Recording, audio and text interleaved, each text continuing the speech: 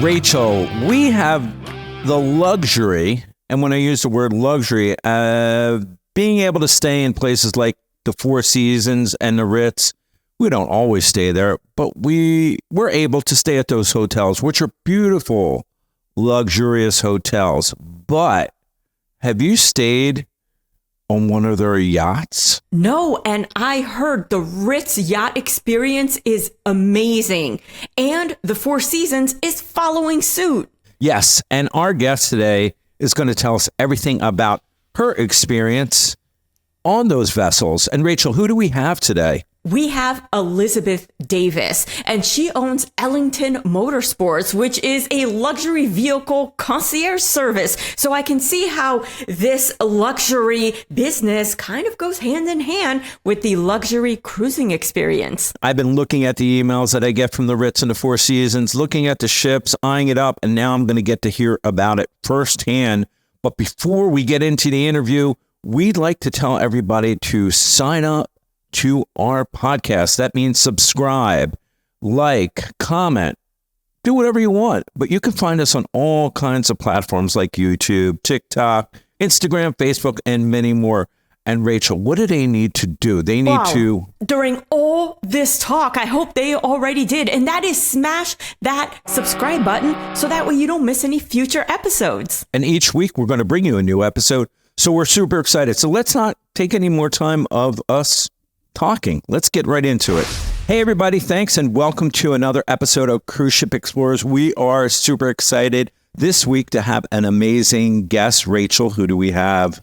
We have Elizabeth Davis, and she owns a luxury vehicle concierge service. So I got to ask her about that. And that is called Ellington Motorsports. And to accompany all this luxury, she actually went on one of those Ritz-Carlton super yacht cruises. I'm getting so excited. You know, you can hear it. Yeah. So thanks, Elizabeth, for joining us. So first, we have to, because, you know, Rachel was in the car business and did a lot of car stuff. And I tagged along being her manager for that for many, many years. So we need to know, how did you get started in the car business, first of all? Yeah, I kind of fell into the car business. I worked at a dealership. And then when I relocated to Tampa, I started working at a luxury dealership. And as a single mom at the time, I had a little baby and he was going to start kindergarten. I decided I don't want to work crazy hours anymore. I'm just going to start my own luxury brokerage. And a lot of my clients just followed me. And through them, I've been able to establish what I like to call is this little black book of business. And I get to work with some phenomenal people. And second to the car, that's the best part of the business, is the cool individuals I get to work with, celebrities, politicians, sports owners of large sports franchises. It's pretty awesome. And so what you do then is match the person to the car, and you're in charge of procuring sometimes really tough to find vehicles. I'm looking at your website here. I'm like, wow, that one's nice. I love a good challenge, and I just don't take no for an answer. I've been very fortunate to build great relationships across the country. So whenever I pick up the phone and call in a favor, like, hey, I really need this car and it might belong to someone else at the time, I've been very fortunate for them to be able to put the cars in my hands to deliver it to my clients. That's nice. Awesome. And the business is located out of Tampa, correct? Yeah, located out of Tampa. Which leads me right to, you're in the midst of Florida, which is the cruising capital. So many different things go out of Florida, but, you know, it's all over the world technically. But I have to ask now, how did you get started cruising? Like, what led you to cruising? And then prior to me digging into the Ritz and the Four Seasons brands, have you cruised on other lines? I have not. My husband has. And so now I can never cruise on anything else that isn't luxury. I cannot cruise on a traditional cruise line because this was the Ritz-Carlton was my very first cruise. Yeah, you just can't do that. You gotta start someone off on a regular cruise, and they're fabulous as well. It's not like, regular, and there's so many different cruise lines, but this is a completely different category. So this was your first foray into cruising? My very first, and we just selected it because it was just so small and intimate. And I get seasick a lot, just, yachting or anything. So we just decided we would start out small on a smaller ship and just kind of get a feel for it. And now it was the service that really won me over. That's because awesome. I was looking, it's only like 298 guests. Your typical cruise ship is like thousands. Right. A lot of people plus the crew. And so it's almost like a 1-to-1 crew to, staff to client, cruiser ratio. So I cannot even imagine the level of service. And I was looking at the pictures of the rooms. Like I just, I went into a rabbit hole here on their website, and each of these rooms, they're like beautiful suites. Oh my goodness. What was your balcony like? Because I saw in a lot of the pictures, you have your own like dinner table, and then there's a whole sitting area, and it's like a whole backyard just for you. It's ridiculous. It was something that I wasn't even prepared for. Like I said, we chose it just because it was smaller. I didn't want to deal with large crowds on a first cruise. And they don't even call it a cruise on this yacht. They say, Right. It's a voyage. So they don't use the term cruise. They don't use the term ship. We're on a yacht and we're on a voyage. And just like you said, the staff to traveler ratio is 1-to-1. Everyone had their own individual personal butler, which was just crazy. Just the service, the rooms, the balconies, sitting out there every evening and just being able to order food right, on a dime, anything that you want. It was just so amazing. It was worth it.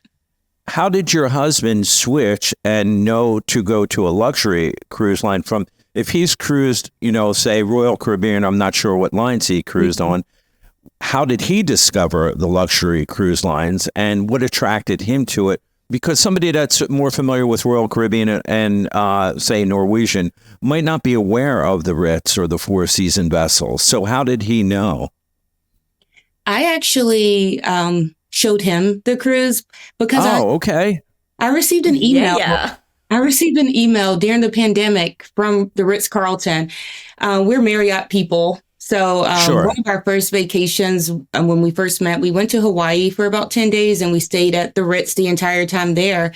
And I think once you just get into the Marriott family, they just start pushing marketing at you. And that's what happened, really. Oh, yeah. And so yeah. he wanted to cruise and he was, I showed him, I'm like, okay, well, let's just start here. And we did a lot of research, obviously because of the price. It's not anything that we could just say, oh yeah, let's just go. We did a ton of research and we just decided this makes sense for us.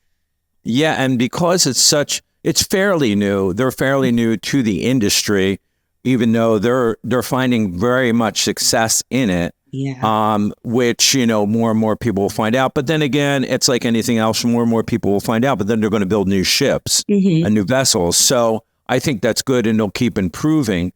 But yes, you're correct, because I think Rachel, we actually I think I brought it to Rachel's attention. I said, look at this email, because we are married people too. Yeah. And I was like, this looks amazing. Just everything that they're talking about on the ship. It's just completely different than a regular cruise line. Not to take anything away from those lines, because they have a purpose too. And obviously they're doing so much business that they're coming. I can't even count the ships that they come out with. It seems like every 6 months there's a new ship for Royal Caribbean and they have to make it bigger than life. Yeah. But with that said, there's something to be said about the Ritz and the Four Seasons brand and the service that you get. Even, it carries along to their hotels, to their vacation, destination places. There is just something to be said. So if you can take a trip like that, you're going to find out the difference really quick. And, I just think that's, such a unique thing to have in the industry of cruising. At the time that you took this cruise, was there other cruise vessels that they had, or did you pick it upon? This was the first one. This was their inaugural ship. And now they have Ilma, which we've already booked Ilma as well, because they give me a discount. Yeah, they give you a discount if you travel once, then you're kind of like into the family. And that's what I love about the Marriott Ritz St. Regis family. They incentivize you to stay with them. That does not mean that we're not checking out the Four Seasons as well, which we're booked for 2 Of course. nights. But yeah, we went on Evrima and we chose one of the shorter routes that they have. I think the shortest is like 6 days that they offer.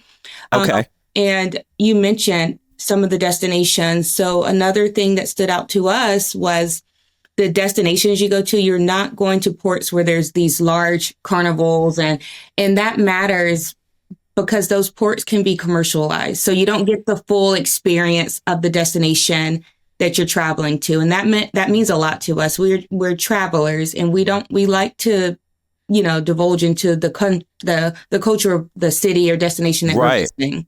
You're so right. And I was going to ask you, because these vessels are relatively small. Mm-hmm. So I can't even imagine like pulling up next to like a carnivore or anything like that. And I was reading about their excursions and how personalized they are, because I know even the disembarkation process is a little bit hectic because it's a lot of people, and the cruise ships, they have it down. They get you on and off really efficiently, but it's still kind of hectic. And I was looking at all of these ships. They all have, this is so cool. And you have to tell me about this. Yeah. This little marina in the back. They have like their own marina. I saw and that. You can just get in a paddle boat and slide right into the water. Like, that's crazy. It is crazy. And at each port, when you stop, they obviously open the marina and then they rope it off just for you. You have your private area in the middle of the sea to kayak, paddleboard, swim, just do anything. It's quite crazy. They really got it down to a science. I mean, if you want to get off the ship earlier than the other passengers, they can arrange for that for you, even from the middle of the sea. It is the excursion experience. They're all so intimate and personal. Most of the excursions we did, and they offered you lunch. It was all Michelin star lunches, private. Wow. No box lunch with an apple? Lunch. No, it was like every morning was a different surprise.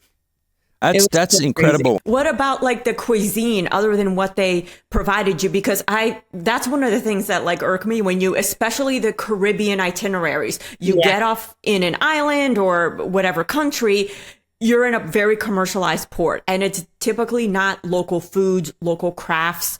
There are some, but you have to kind of like leave the port to start seeing that stuff. So it's nice to be immersed in what is the real food that you guys eat every day. Like, that's what I want to learn. Now, Elizabeth, I have to stop here. This is in the podcast and the interview with you. This is Rachel's favorite topic, the food. So this is going to expand probably hours. So I'm ready. I'm just going to sit back and listen to you chat. Mm-hmm. Yeah. So I'll just start first. I have to start with the food on the yacht because that's really where it starts. They incorporate the food, the menus, the restaurants for the destinations that they're taking you to. And each restaurant on the ship, they're not, it's not like a ton of them. There's maybe 4 or 5, but they're all very high end. They're not buffet. Nothing is buffet on the. There's no buffet. Right. No buffets. Everything is made to order, made for you. Your dietary restrictions, everything is just fresh. And it is amazing.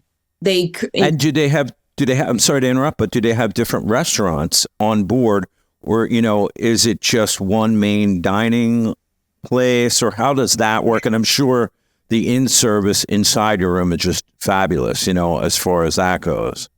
So there is a main dining room.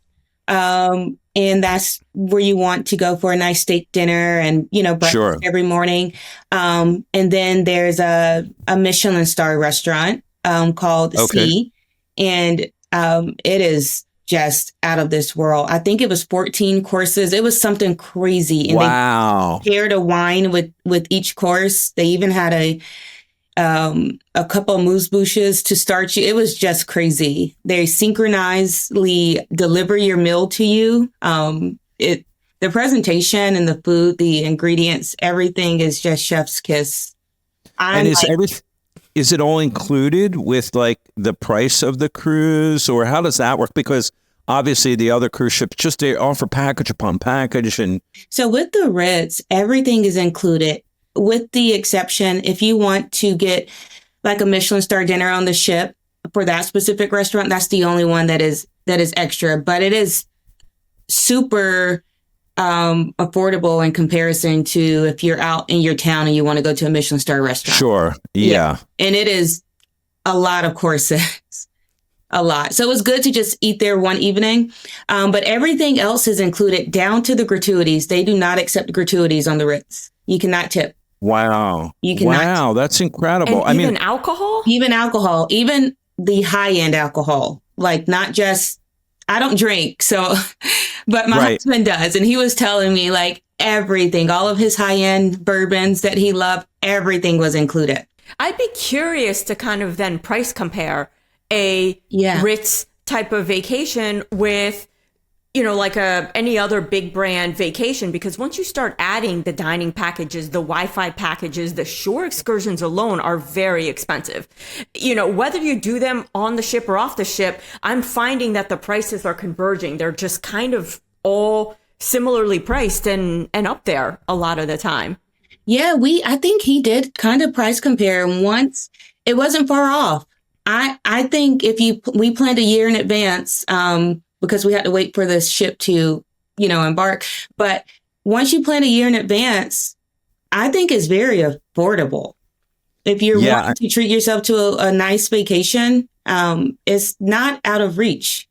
Yeah. And I'm thinking, of course, you have to try and compare apples to apples. Mm-hmm. You know, you can't compare a portal room on a big brand line with the Ritz. You would have to think of like, okay, what is their highest end room or probably the top few tiers, and then compare that to something with the Ritz. So if you're someone like, we love cruising the Haven on NCL. So that is like they're more exclusive. So I'd be curious to compare like a Haven with a Ritz. We don't do it all the time, of course, but we try to do it as many times as we can.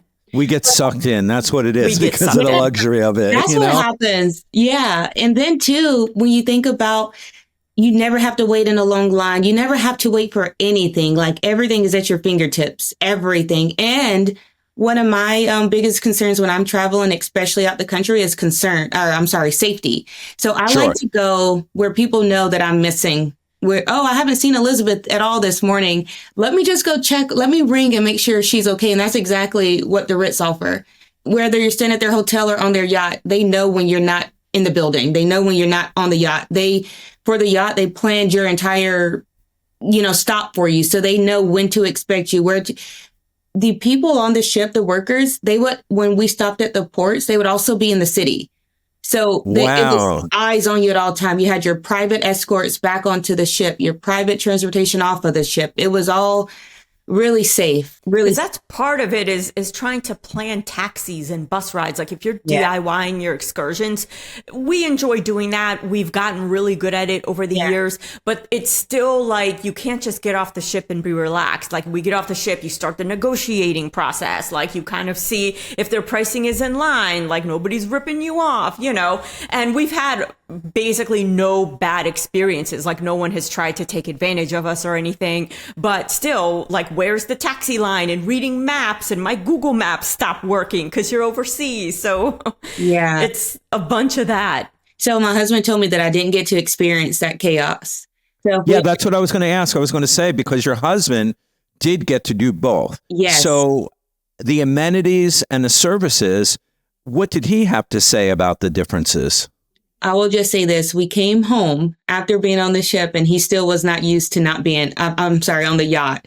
And he still was not used to being on the yacht anymore. He just thought that he could call me and say, "Hey, Elizabeth, I need a steak medium rare." And I'm like, we're home now.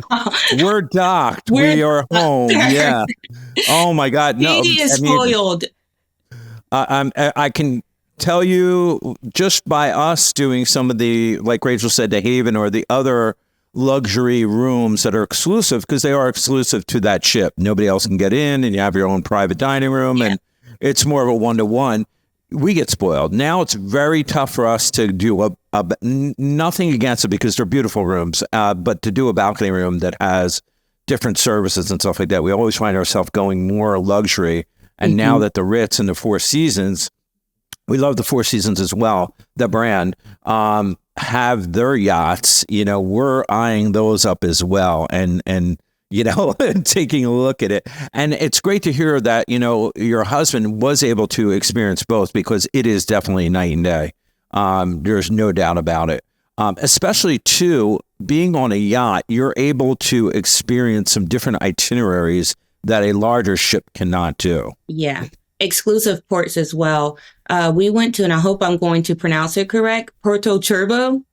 Okay, yeah. They call it like Billionaire's Island. And so that's where Beyonce and Jay-Z has their mention. Yeah. Oprah, Justin Bieber, just a plethora of people. And so they have a lot of private beach clubs there. I mean, like tremendous yachts that make the Ritz-Carlton look like nothing, Right. In the homes, just being able to have access, I guess, to that port, that island, where I know I normally wouldn't be able to, is pretty cool. You have the exclusive, if you're a shopper, I'm a huge shopper. So shopping is another thing that you have access to. Yes. On the Ritz. Exclusive stores with items that you would never be able to purchase was another cool thing.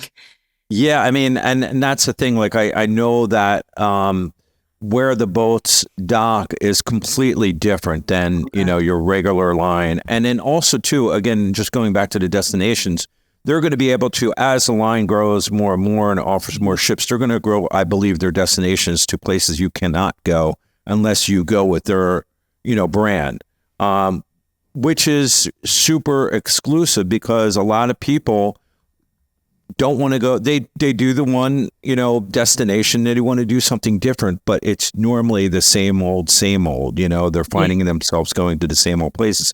So it's nice that these lines are coming out with that. It's sort of like, even though it's way more commercial than, say, the Ritz and the Four Seasons, but Virgin, introduced our line where it's all adult. So that's just making that exclusive to an adult cruise, How was the entertainment? Did they have entertainment on the ship? Was there any musicians? Was there any shows? How did they work that? So you're not going to get any shows like a big commercial line. You will have intimate concerts, I guess, with like the violinist, the jazz player. Okay. Every night they had a themed party on like the 8th floor, I believe, which was pretty cool. We went to the all white party. I think the disco party. And those parties are just top notch. And they go all out for them. It's not just show up and, oh, it's a party. No, like they go all out for them. And the DJ was so amazing. He was just so in touch with the crowd. He knew what music to play and when to play it. And he kept us on the dance floor.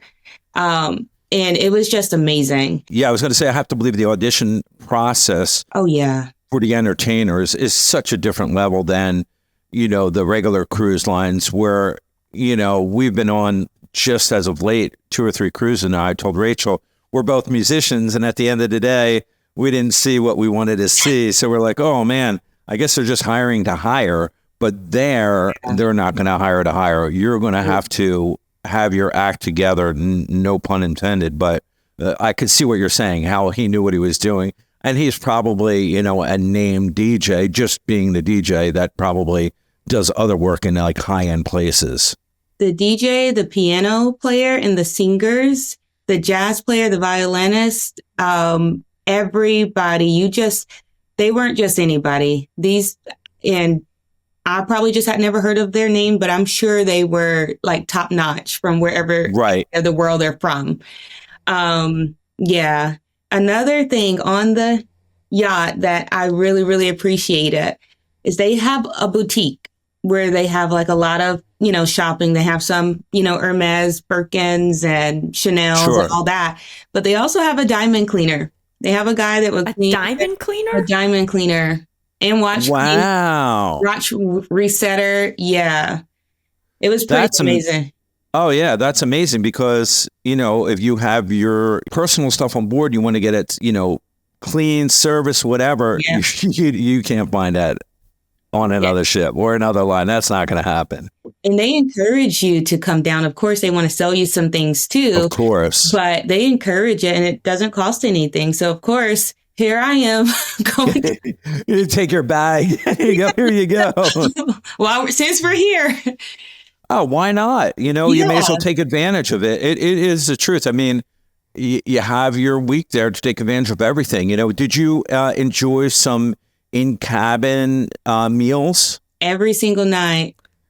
So really, we lost a little bit of weight before the cruise. So because we knew we wanted to eat a lot and eat a lot of good food and a lot of bread, especially me. So every single night, it actually got to the point, I think he knew that what time we were going to order and he just anticipated it. Because I believe, if I'm not mistaken, one night it just showed up, our exact order. Oh my God. Late night. But this is an interesting strategy. I'm taking this one. I'm putting it in my pocket right here. Is this losing the weight before going on the cruise ship? Because it's usually a mad rush to do it after, and they're like, oh, you'll barely gain any weight. I'm like, yeah, I'm going to keep it right here in my pocket. And so then as the cruise approaches, I'm going to take it out and be like, oh, I remember this one. We did a ton of research and we knew we wanted to eat a lot. A lot. And I did. I ate so much. Good. And I'm sure the variety is there too. Yeah, but also too, there's no way I can eat caviar every day. Right. On the Ritz, I can. Breakfast, lunch, and dinner if I want it. So oh my God. I told my husband, like, I'm eating. Do not judge me. I'm just going to eat. I want to taste everything. And I was able to. No, like cruising has always been like judgment-free zone.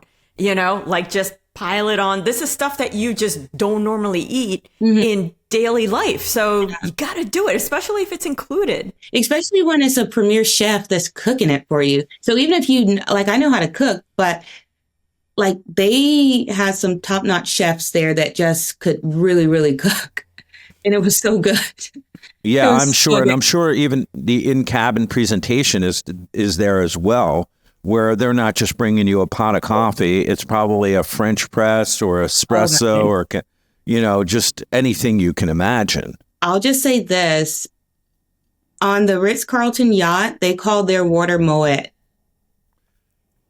Okay. I'm not kidding. It is, they serve you so much. I think I'm saying it right because I don't drink. Is it Moet? Moet? The champagne? Moet. Yeah. They serve, it's a brand new bottle just waiting for you every morning. And it's as often as you want it. Wow. And they call it the Ritz-Carlton water. And inside the cabin, so I'm a big coffee person, so I just love coffee. So I know that in some of the suites that we stay in, they do offer some in-room espresso machines or, cappuccino machines. Are the rooms, do they have amenities like that? Or it's pretty much you make a phone call and they show up in 5 minutes with your cappuccino? Yeah, you make a phone call and they're going to show up with it. Yeah, that's what I would think, that it's more one-to-one service. That's what they want you to experience. Yeah, and we're big green tea drinkers, right? Honey. Sure. So, we would order those all the time and they would show up within minutes. Yeah. I don't remember if there was an espresso machine or anything in the room. I doubt it. Yeah. I think even if there was, it was just to have, but they prefer that you call. And most likely if you wanted it, they would bring you one. What is this big thing they're bringing into the room? It's almost like some of the Four Seasons that, depending where it was, they would even offer some fitness machines to bring in the room or something like that. And that is a segue. I have to find out, did they have a gym on board? They or did. A fitness facility or even a spa? They did. And so you have to tell us about that. It was one rainy day and it just kind of aligned with us. We got off shortly and then it was just raining so much and we had seen everything in the city. We said, you know what, let's just go back on, spend the day on the yacht and have a spa day and gym. And luckily we got in and oh my goodness. Oh my God. So the gym, they have it situated on the back of the yacht. So all you see is the ocean. And it is so beautiful. All the equipment you can think of. It is really nice and just so tranquil and peaceful. And then you exit the gym and then you can enter the spa. And yeah, it was nice. So nice. They served you, obviously little lunch, and the masseuses were amazing. We got massages that day. In each room, obviously you see out to the ocean as well for your treatments. So it was, oh my gosh, it was really nice. And do they have things like other cruise ships have, the salons, the steam rooms, the saunas, and all that stuff? They have all of that. You could go and get your hair, fixed daily at the hair salon. Sure, yeah. Your nails, your, pedicures, everything. So. It's incredible. It's like fitting all of that stuff into a smaller ship is incredible, and the way they lay it out. But then, there are less people on this ship, but I'm sure, like I said in the beginning of this conversation, they're finding success and you said they're coming out with the second vessel as well. Yeah. They're just going to keep going because this is probably, a winner for them from the standpoint of, you can't get that elsewhere. The Four Seasons now, is that their first ship coming out? Yes, it is. So we're going to be on their inaugural one as well. But with the Ritz, the only thing, and I know they fixed it on the Emma, was the pool size. Oh, yeah. Let's talk about that for a second. The pool size was tiny. We didn't even get in it because it just felt more like a hot tub. It was very beautiful to look at, but it wasn't like practical. It's not functional. It's more like a water feature. Yeah, they should build an infinity pool off of the deck of each one, have individual, like you go to some resorts. Yeah. I'm going to send them a note about that. Send them a note. I think what we thought about was like maybe because they have the marina, there's really not a sense to have a really large pool, but on the Elma, the pool is larger and it's more practical based on the photos and everything we've seen. So obviously they had some complaints or maybe just room for improvement. So I think it's corrected on the Emma. As they go building these vessels, they're going to find what to tweak, what not to do. Yeah. It's like the major cruise lines. They're so advanced, even the technology. And I think they're going to find out that because of the success they're having, they're going to figure out ways to improve it and then draw in more people that are like, oh, I have to do this because of X, Y, and Z. With the restaurants being Michelin, do they bring on like celebrity chefs or anything like that? Or are they just renowned chefs that are on there? They're renowned chefs. I don't know if they're celebrity like the names I've ever heard of, but I'm sure they are staple names, certainly in the food industry, for sure. The Michelin star chef restaurant that we went to on the ship for C, it was called C. He owns a premier restaurant, I think, in Europe. I believe one in New York as well, but he's known for sure. And the food was so pretty, I almost didn't want to eat it. That's what I say. The presentation that they must bring to the table. And I can't even imagine skipping all the way to desserts, but what do the desserts look like? They're just probably like ridiculous. Everything was super pretty. They want, if you order a simple cup of coffee, it's just everything they take serious there. But the dessert, my husband really does not eat sweets. He's like a big fitness guy. Oh my gosh. He was like a kid. The desserts were so good. That's great. Besides, you guys had already lost some pounds, so you pre-lost, so you were good to go. Yeah, but oh my gosh, I think he would get like this specific brownie every single night and ice cream. They're vanilla, I think gelato or something. Everything was so good on the ship. But in the city, because I think we kind of got off the topic of the food, and Rachel, I don't want to cheat you. In the cities. So they would already coordinate us reservations for in the city to eat. And every place, nothing was commercial. It was all, true to the destination and the food. Our favorite restaurant, actually the captain of the ship made this reservation for us because everyone's so intimate. Let me tell you something. When you're on that yacht, you feel like you're the only person on the yacht. Like I was going to That's ask, the way it should like, be. yeah, it seems like you guys ate in your rooms every night, and there are other restaurants, but I imagine they have like bars where everybody can kind of congregate and get together. Is this something where you guys met other couples and you found yourselves hanging out with them a lot, but it wasn't like so crowded? You didn't have to like fight your way to the bar or anything like that. Yeah, it wasn't crowded at all. I mean, we could walk through the whole ship and not see people. It was so intimate, and everyone knew you. You could just walk down the hall into the main living room and they'll say, "Hey, Mr. and Mrs. Dixon," like everyone knew. Honestly, we thought that they probably did a little research on the passengers probably prior to, because as soon as we got on the ship or the yacht, whatever, someone said something to us and we're like, well, how would they even know that? So They have to. I have to think believe they they do have a to. little bit, not deep. I'm not, gonna say that, but it was quite insane. No, I would think they would have to, because it creates a little bit of that personalized, like you're the only one on the ship. And they want you to feel that way because they want that one-on-one experience. And you're telling me the captain made a reservation for you. I mean, come on. I mean, that's crazy. In the reservation, we were in, I believe, Sorrento. It was a lemon tree restaurant. So the restaurant had lemon trees grown inside of it, like a lot of it. And it was just so beautiful. And they would cook this. He told us to get a specific pasta dish. They cooked the pasta. The lemons were like the size of your head. They would shave all of the lemon filling out and cook the pasta inside of the lemon. Oh my God. And it was like so good and so fresh. And it was really, that was probably our best dining experience in the city off the yacht. Yeah. That is so cool. It's like eating in an orchard. Restaurant, a very, very hard to get in restaurant. And he made it happen.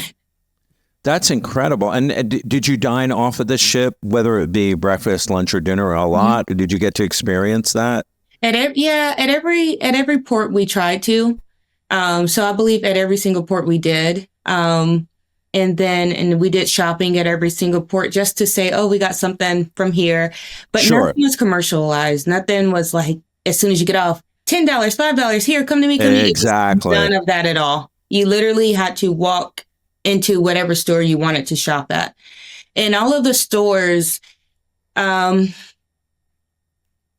thing they probably could have done just a tiny bit better, not complaining, but all of the stores pretty much at every port were kind of the same. So you would get off and you would see the Chanel, you would see the Dior, you would see the Vuitton. Sometimes you do want stores that are not always just as high end. Maybe you want to get a gift for a family member or something, but it was a lot of like, okay, I'm getting off the yacht today. I know I'm probably, going to spend a lot of money if I want to shop again. Yeah, it's funny you said that, because we just came back from a work trip, but we were in Las Vegas. So if you've been to Las Vegas, they have the Crystals Mall, which is right near the Cosmopolitan Hotel, and everything is high end. There's no low end in that mall. And so I said to Rachel the same exact thing. I'm like, what if somebody wanted to just walk through that?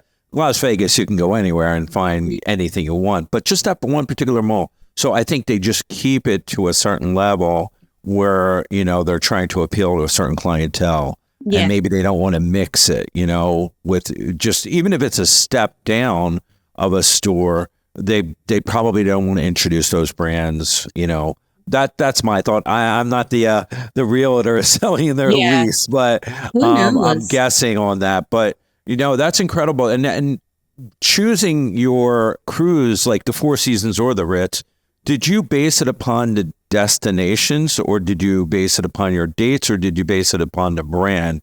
What led you to, picking the actual dates that you go? We usually do all of our traveling over the summer because we have a student that's still in school. And when we travel, it's usually longer trips. So not just weekends. So we have to do most of our traveling over the summer. And that's why we chose the dates. And the destination, I think we just wanted to do a little bit of the Mediterranean because we live in Florida. We can We, Of course. all the time to the Caribbean and any Mexico. I mean, that's just a 1 hour flight for us to get anywhere. Yeah. So, yeah. No, we totally understand that. Yeah. And then the Mediterranean is so beautiful, to see. Where does your next Ritz take you? Where is that destination? That one is actually in the Caribbean because, yeah. But I have to believe it's going to stop at different ports. Yeah, it is. It's stopping at, I think it's St. Bart's. We've already done the Ritz before, and we're just like, we like it so much, and we just wanted a little quick getaway on the new one just to see how it is. And where does it sail out of? Fort Lauderdale.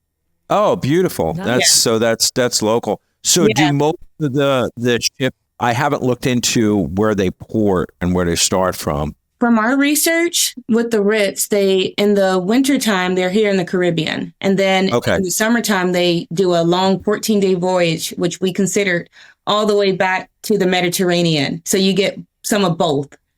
But so in the summer, they're in the Mediterranean, and then the winter, they're here. Oh, that's beautiful. Yeah. Yeah. Gives you a little taste of both, which is nice. And how about the Four Seasons that you're going to be taking? That's in the Mediterranean. That's Mykonos, all of Greece, pretty much. That's going to be beautiful. Yeah. Oh my God. I'm sure they've released renderings of this ship and what it looks like. Yeah. That's going to be beautiful. I will say, Mike, their customer service starts right from the booking. The concierges that you get, they did not have high turnover. We actually still the same, Kelly is her name, that we booked with the Ritz-Carlton. She is still the same individual who booked us for the second one as well. And with the Four Seasons, their concierges as well, they're very high end, like really quality individuals. You're not calling a call center, No. We've dealt with the setup and everything. They're amazing. Yeah, we've dealt with the Four Seasons and the Ritz for other business on the land side of things.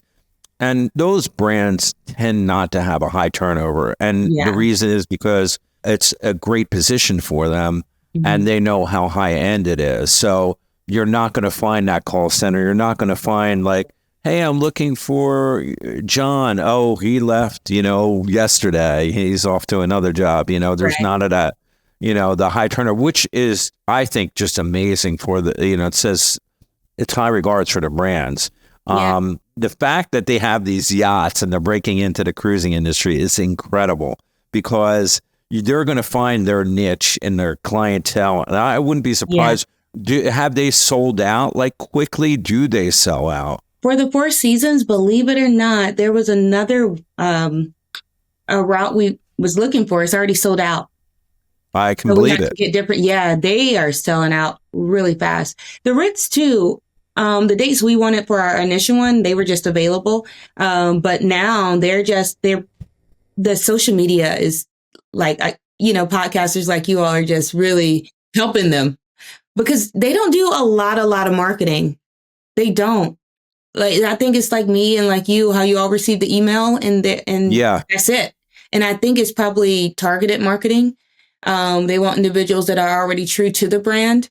Like the Ritz, I guess in Four Seasons, they just market those particular individuals. But yeah, social media is really helping them. Yeah, I can imagine they could probably fill a lot of their ships because the ships are not that big with just their email list of brand loyalty. Brand loyalty. Yeah. And then I would imagine, they're giving you the same points they would at any other hotel that you stay at. So you're earning points.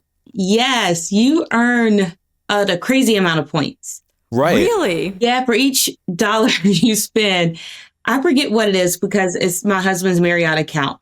But our concierge was telling us, though, as we was booking, she was like, yeah, you're going to earn a lot of points. And we looked after we got off and we're like, whoa, you can use those points to rebook and things like that. But they give you a discount every time you rebook with them. They incentivize you. The discount is higher if you rebook another voyage while you're on your current one. We didn't do that. Of course. We did, but because we just didn't know. But yeah.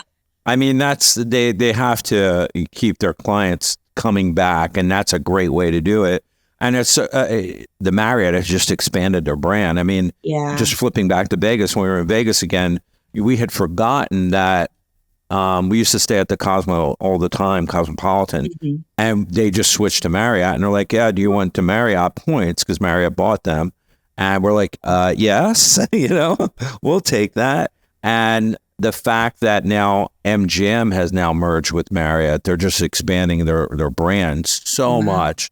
So being able to get the Ritz points on these vessels is just incredible. And now you're telling us that you get some more points, extra points. So we have to look into that, Rachel. That's why you keep seeing me turn to the side. I'm like on the voyages page of the Ritz-Carlton, looking at everything, like where the fares start at, but all the different itineraries. There are a lot more itineraries than I anticipated for a fleet of not very many ships. They have, at least on their website, advertising 3 different yachts, and they seem to be getting bigger. Third now? So you're telling me something. They have a third now? Yeah, so there is the Ilma and then the Luminara. And I have to say it like that, the Luminara. I wonder if that one's completed. Wow. Yeah, so that's 452 guests, according to their website. Yeah. 448 for the Ilma. So they started with 298. So it seems like they're kind of inching up in guest capacity. Hopefully they don't turn into the mega ships, because I think it's their size that makes them exclusive and unique. It's going to start to get difficult to give that personal attention if they get way too big. Like, I have a question, which I don't think we talked about yet. We did talk about the quality, but when you selected your cabin, are there different cabins and suites, or are they all the same? No, they're different. And obviously you can, when you're on the phone and she's showing you, the concierge is showing you the layout and what rooms are available, you can pick your exact one. It's not just, okay, you want this size or style room, and then you get assigned the day of. You know your exact cabin, the location, everything. And so, there's different, I mean, they have massive suites. I believe one is a captain's suite that is ridiculous. We had, I don't know the name of it. It wasn't you can't even call them entry level, because they're all they're all suites. Yeah, just one step up. Maybe it was a signature plus. I don't know the name, to be honest, but they're all beautiful. You're not going to. You can get anything on that yacht, and it just marble top to bottom, double vanities. I mean, they're just beautiful.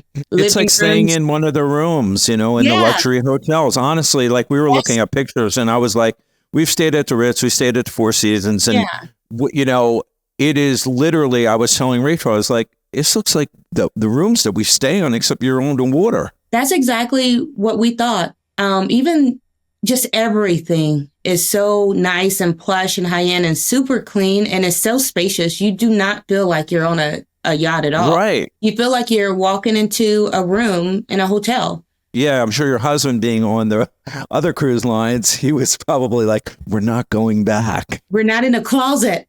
With a little tiny window so you can look out. No. Right. Beautiful and full of sunlight. Just everything was immaculate. I mean, we walked in, the butler, they even unpack your suitcases and put your clothes and everything away and store your suitcases for you. Yeah. They're next level. And I would imagine getting on the ship, like, entry is easy. You're not waiting in these long lines. There's not a line at all to get on or off.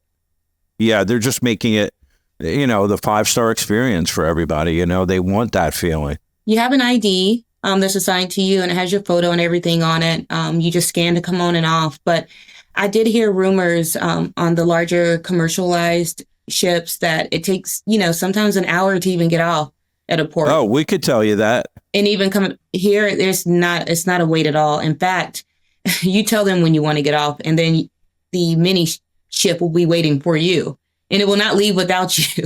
And they know what excursions and things you have planned. So they're looking for you. So if you're not out your room, they'll call and say, hey, we're ready for you. Come down. Like, it is really intimate. And with knowing what you know about the Ritz and booking a second one, what enticed you to try the Four Seasons and book the Four Seasons for 2026? They landed in my inbox. They sent Great marketing. Great marketing. And so now, with the service that the Ritz offer, I know the Four Seasons will match it as well. And I just want to just see some competition, because that is all I know. And so, yeah, we just have to be careful now, though, because we booked that one. And now apparently the Four Seasons have a private plane that They do. I saw it. Okay, this is getting ridiculous. Oh, yeah, but it's fun. Come on. But it's marketing. I'm like, okay. And in my mind, I'm thinking, well, dang, where do we have to go? I want to see this. So their marketing is working. Yeah, I mean, I said to Rachel, the marketing for even private planes now, marketing pet-friendly planes, No. Yeah. Oh, yeah. Well, because I clicked on it once, now every time I get it, and we have 4 animals in our house and 2 cats, 2 dogs, and they're looking at me saying, "All right, Dad, so when are we taking this plane?" I'm like, we're not. We have 2 dogs also, but they're elderly, so we can't travel with them. But if we could, we probably would. We can't travel with ours. Ours are more than 150 pounds. They're big dogs. So, so they're no plane. I don't even care if it's pet friendly. They're not going to let us on. But not that we could do that anyway. But yeah, I was just curious because of the Four Seasons, their marketing is so great. I know just for the land hotels and everything that they do, what attracted you to try that? And I can see the Ritz quality is this. Let's try the Four Seasons because they are both, great brands and luxury brands. So if they're bringing a vessel like that, what are they going to offer me that's different? And now you're going to get to try it and see. Yeah. And then you'll get bombarded with the emails with all the offers and it'll be like, oh no. Yeah. Those emails are dangerous. So for the Four Seasons, that one isn't until 2026. Sure. And that was also part of the reason, because since we're doing Ilma in 2025, we always try to do, some big trip over the summer every year. And with Ilma, though, we're going in the winter, oddly enough. So we just thought, why not? It's in 2026. That's when it is going to embark. Now we got a trip 2 years out. So we're just kind of filling the calendars, and it hit the inbox. It was great marketing. It's a little pricier, I will add, than the Ritz. Four Seasons. Well, let me ask you this question. I was reading that they have something called, I don't know if you saw this, the funnel suite. I think I'm pronouncing it right, but it spans 4 floors. Yes. Oh my gosh. So I was just wondering if you booked that one. Oh my goodness, no. But I did. There was another suite. I was just thinking like, man, if we have 4 other couples, this would actually be really cool. So with the Four Seasons, the difference between booking the Four Seasons versus the Ritz is that with the Four Seasons, they'll have a cabin, a suite. It will say 4 adults or 2 adults and 2 children. It does not matter if you only bring 2 adults or you fill the room at 4 people. The price is still the same. Wow. With the Ritz, it is a per person charge. So that's you're purchasing interesting. the room on the Four Seasons or the stateroom, but on the yacht, obviously they have maximum capacity rooms like 2 per, but you're paying per passenger. Correct. And on the Four Seasons, is there marina? Is that supposedly going to be like a really big marina where it stretches the entire size of the vessel? Yes. That's ridiculous. Yeah. Because that'll open up things for water sports and other things right there. And their rooms are larger. Oh, they are. Mm-hmm. They're larger. And they have more variations of rooms as well. So we'll see. I don't know. I won't know for a year and a half. Right. Yeah. I started to deep dive into everything and doing some comparisons. And I saw things like you can have your own private limousines and take you from the sea. It didn't sound like the Ritz does that, or maybe they offer transportation, but not private limousines.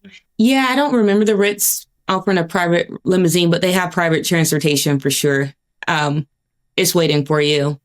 Right. From the airport to the night before the hotel that they have you stay in. Even when you get out, the transportation was perfect. And that's a big thing, especially when you get off the ship, because on the regular cruise lines, like Rachel said, you get off, and if you haven't booked through the cruise line and excursion, you're kind of scrambling for a taxi or you're looking for an Uber or whatever it might be. But having that luxury of just being able to get off a ship and just go, okay, my ride's there, and I'm safe, and I'll be able to get back on. It's amazing. And how many people end up going on this excursion with you? Like, it's because a lot of times with the traditional cruise ships, they're big groups. They're like busfuls, and I've been on snorkeling where it's just so many people jammed into like the snorkeling area. You're getting hit in the head with like fins and things like that. So we ended up a lot of the times just calling ahead and renting a boat and just kind of doing our own snorkeling.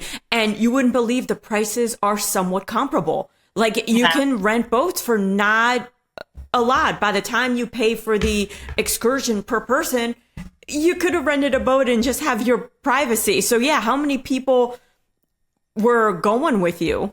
I think on our excursion, the largest group might have been 10 people, but comfortably like 6 to 8. So it wasn't big shuttle buses. It was maybe like a 10 passenger. They were like the Mercedes-Benz Sprinters. Oh, right. Yeah. Yeah. So they weren't big at all. That's great. Have you checked out like the culinary things that Four Seasons are going to bring to the table? Have they introduced that? No, not yet. But I can just imagine I'm not going to have any issues with anything. No, and they're looking at their competition. Yeah. I mean, like you said, they have everything from not only their own, destination for vacations where it's not just hotels, but they have their own places that they just started to introduce. And I have been getting spammed by all their emails about their plane. It's ridiculous. So I'm excited for you about the Four Seasons. Don't you just want to fly on it? I'm as soon as we get done this interview, I'm going to spam Rachel's inbox with a bunch of, she'll be like, these look like they're forwarded, not directly from, the Four Seasons. Why am I getting them every minute? We definitely want to try those brands. We just haven't gotten around to it. There's only so much you can do, when you're working and stuff, but it's a fact of being able to have it when you want to do it is incredible. What we try to do is, because we work so much too, we plan them just in advance. And then once you've made that type of commitment, it goes on your calendar and now everything is planned around it. So we know, what, we're going on Elma, so we can't do anything leading up. And then in 2026, we're, going on the Four Seasons. So you kind of like, if you commit to something so far in advance, it's on the calendar and now you get to experience it. And you don't have to like overthink or overplan, especially with these two cruise lines. They do all the planning for you. You literally just show up. Yeah. And it allows you to like schedule your clients around the trip. That is so true, because you start seeing it coming up. So you try and create kind of this vacuum, getting projects done early. So that way you can be like, all right, I'm done with you, and then get a good start on other projects and things. Because yes, we definitely work on board. It is just, you can't just take a 7-day hiatus, but yeah, we're the same way. We book a year in advance all the time. And it's so cool too, because for my clients, I get to come back and tell them also the experience. And then now they're going on it. Or, it's really cool. So I have another experience to share with them. No, that's incredible, because it does cross over into your work with your clients. That's one thing I forgot to ask you. Technology on board of these ships, like internet, because that's something we use all the time. Was it good? It was excellent. I mean, I never missed a phone call. I never had to use WhatsApp. They give you tablets also inside the room. Everything was perfect. It was like I was at home. So that's amazing. Obviously, it was included. It didn't cost anything extra. So Rachel, I know I've learned so much. How about you? Do you have any other stuff aside from sneaking in one of Elizabeth's bags and going on their trip with them? Probably she's going to be like, what did you pack in this thing? It'd be like a thud. Yeah. Oh, yeah. Definitely going to make my way over there and just kind of sneak into the zipper compartment, And Elizabeth, have we missed anything that maybe, a first-time viewer looking into these cruises that you would want to add? No, I think you all covered everything. It's really, really a phenomenal yacht line, and it's worth every single penny and then some. Well, we can't wait to try it ourselves. And we have to have you back because you'll have done the other cruise. Plus, of course, you have the Four Seasons ones coming up. And we want to see what this battle royale ends up looking like. Didn't you say that in 2026, we have to do a live broadcast on the Four Seasons? It happens to be the same time that Elizabeth is on her ship, and we could just meet them and do that, right? I just got the email. Yeah, that I'm about to fall for that marketing. See? Anyway, this has been amazing. We can't thank you enough, and we're excited to hear about your new adventures, and this has been great. Hey, everybody, thank you so much for joining us on this episode. That was a great episode. We hope you enjoyed it. Great guests. We're super excited. Each week, we're going to bring you a new interview with cruise staff featuring entertainers, cruise chefs, cruise directors, bartenders, whoever we can find, as well as cruisers themselves to tell their individual stories. And we're going to have special guest celebrities. Theme cruises are super big, so we're going to be interviewing a bunch of people. But Rachel, tell them what they need to do to be notified each week. What do you mean do? They should have did. So if you haven't already, smash that subscribe button. That way you don't miss any future episodes. And if you want to watch some of the previous episodes, the best place to do that is our website. And that is cruiseshipexplorers.com. Okay, everybody, you heard it, cruiseshipexplorers.com. Join us each week. We're super excited. Till the next time, see you then.